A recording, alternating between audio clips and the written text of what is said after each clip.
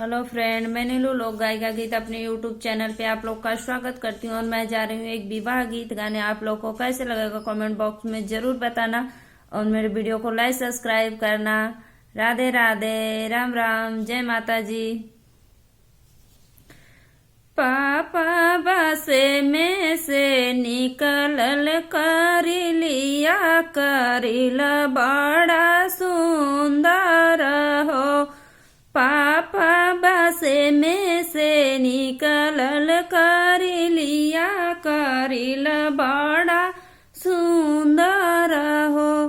बेटी ओहुले सुंदर बरवा खोजब देखत नीक लगी है ना हो। बेटी तो आहू के सुंदर बरवा खोजब देखत नीक लगी है ना हो। पापा हमहू करमवा के पातर सजन मिली है पातर हो। बेटी आऊ देहू जेठ भाई सखवा करम तोहरो बदल बहो। बेटी आऊ देहू जेठ भाई सखवा करम तोहरो बदल बहो। पापा का पीतल बदलई है करम नाही बदली न हो। पापा का पीतल बदलई है करम नाही बदली न हो। चाचा बासे में से निकलल करिलिया करिल बड़ा सुंदर हो। चाचा बासे में से निकलल करिलिया करिल बड़ा सुंदर हो। बेटी तोहू के सुंदर बरवा खोजब देखत नीक लगी है ना हो।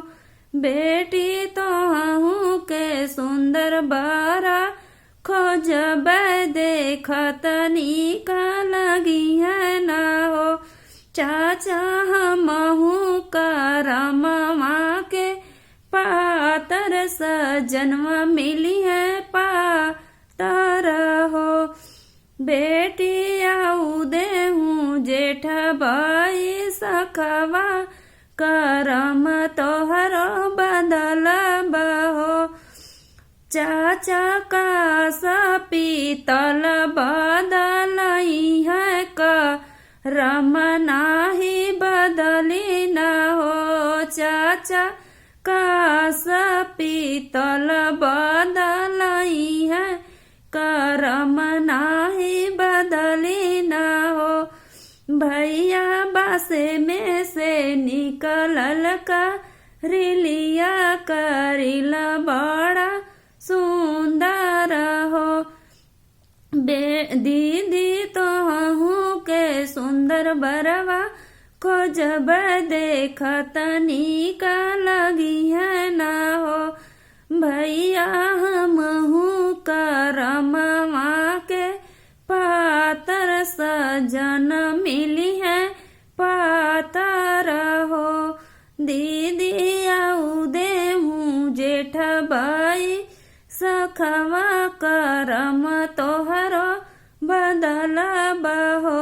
दीदी आए देहू जेठ भाई सखवा करम तोहरो बदल बहो।